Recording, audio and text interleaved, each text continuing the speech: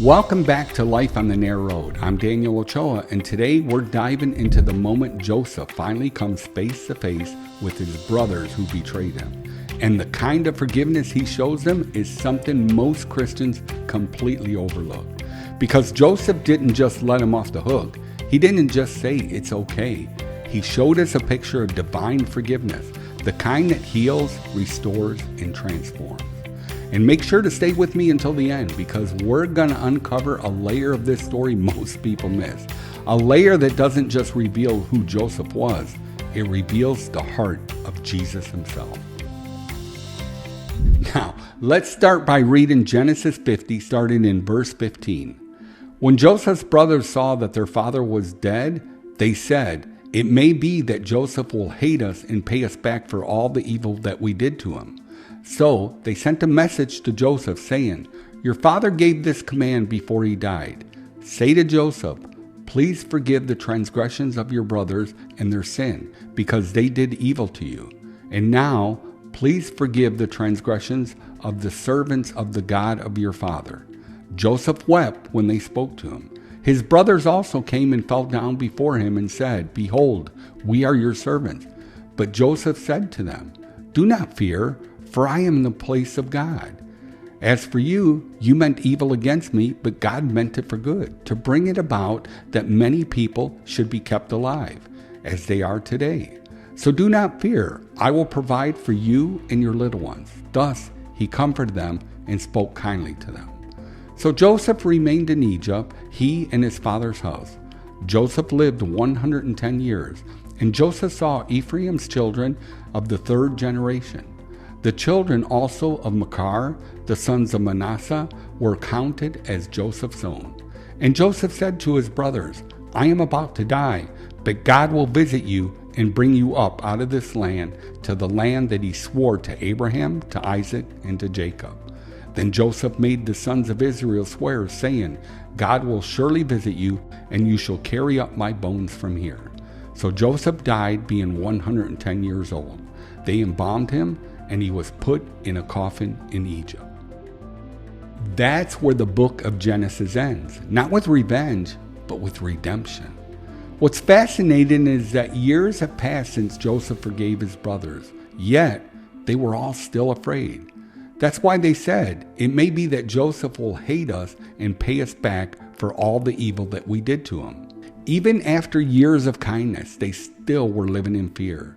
They assumed his forgiveness was conditional, and once their father was gone, payback was coming. Which brings us to hidden truth number 1. Guilt can outlive the consequence. We need to understand that time doesn't erase guilt, only grace does. Some of you know exactly what that feels like. You've been forgiven, maybe by someone else or by God himself, but you still replay the past like it just happened yesterday. Paul captures this truth beautifully in Philippians 3:13 and 14. "But one thing I do, forgetting what is behind and straining towards what is ahead. I press on towards the goal to win the prize for which God has called me heavenward in Christ Jesus." Think about that. Paul had plenty of reasons to live in the past. He persecuted and killed Christians. He made horrible mistakes, but he learned something powerful. You can't move forward while staring in the rearview mirror. Have you ever noticed how small the rearview mirror is compared to the windshield in your car? It's because when you're driving, your main focus is supposed to be where you're going, not where you've been. You glance in the mirror only to be aware, not to relive the road behind you. The same is true in our spiritual journey. God doesn't want us to ignore the past. We can learn from it, but we're not meant to live there. Once you've been forgiven, your direction changes. Grace puts your car back in drive. But if you keep staring in the past, replaying the mistakes, the betrayals, the guilt, it's like trying to drive forward while looking in your rearview mirror. You'll crash every time. Joseph understood this. He could have lived in the pain of betrayal, the injustice of prison, the years of loss, but he didn't.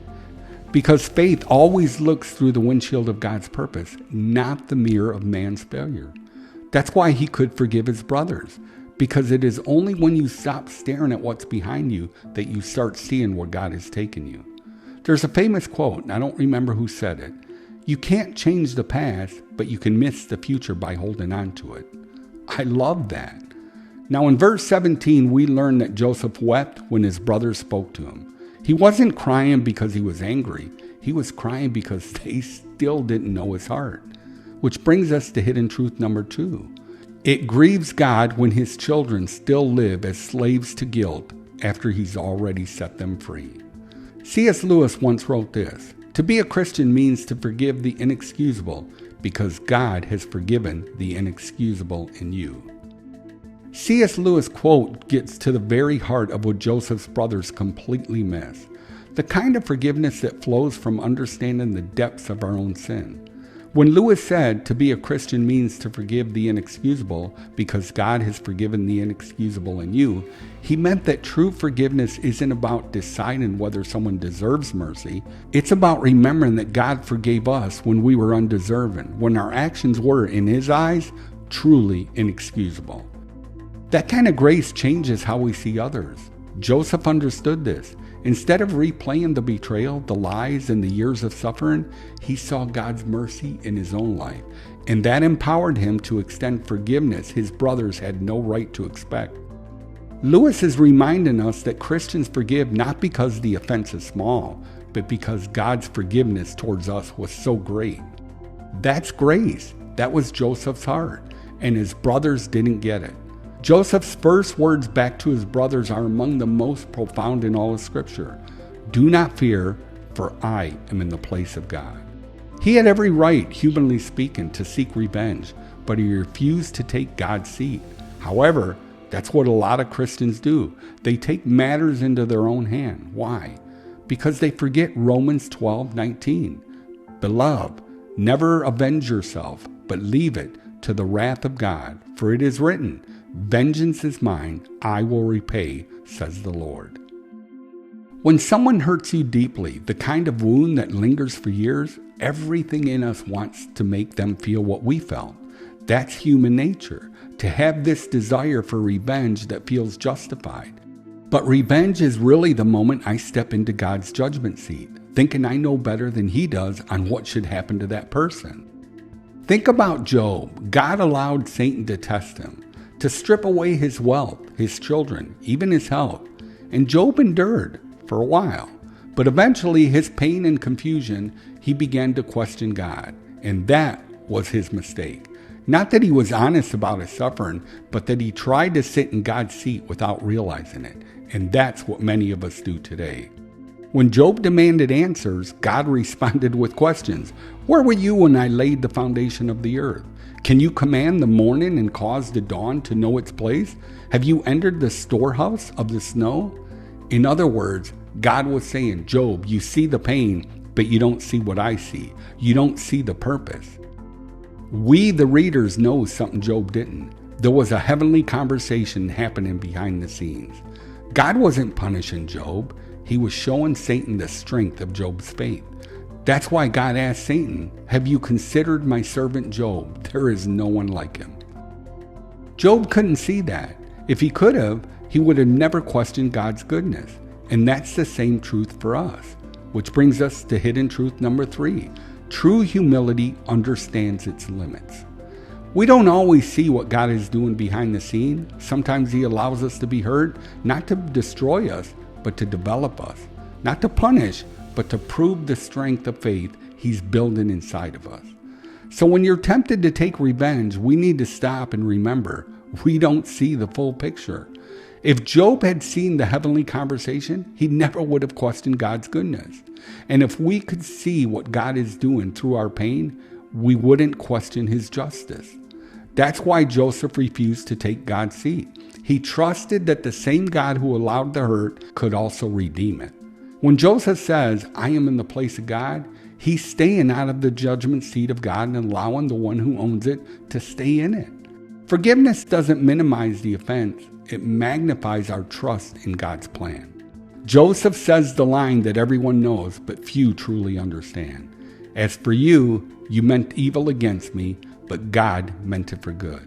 He doesn't excuse their action. He calls it evil, but he sees the divine thread running through the darkness. Which brings us to hidden truth number 4. God doesn't just permit evil, he transforms it for his purpose. Romans 8:28 says this, "And we know that in all things God works for the good for those who love him." Joseph recognized that his suffering was the vessel through which others would live. That's the gospel in seed form. Spurgeon once said, "When you can't trace God's hand, you can trust his heart." And that's what Joseph did. He trusted God's heart even when he couldn't see his hand.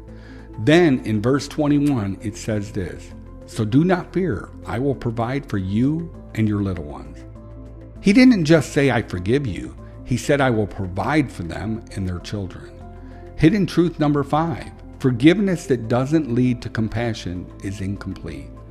Joseph didn't just wipe his brother's slate clean. He stepped in to meet their needs. That's divine forgiveness. That's grace that restores.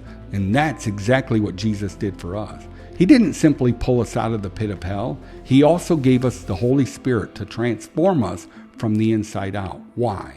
To rescue us from the condition that we were in and to shape us into people who reflect Christ. Joseph lived that life before Jesus even said it. And that's what made him great. Not his dreams, not his power, but his mercy. Joseph's story is a shadow of Jesus himself. Both were betrayed by their own brothers. Both were betrayed for money. Both were wrongly accused.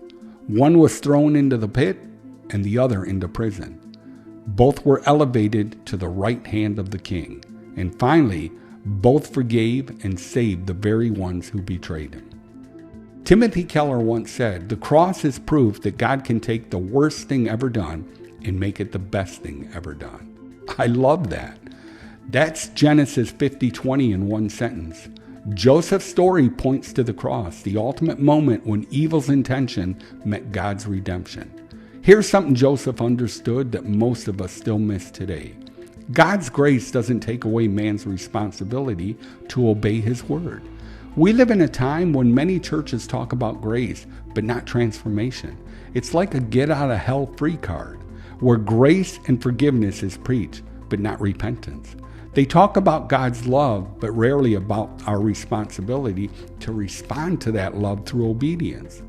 Grace that doesn't change you isn't grace, it's deception.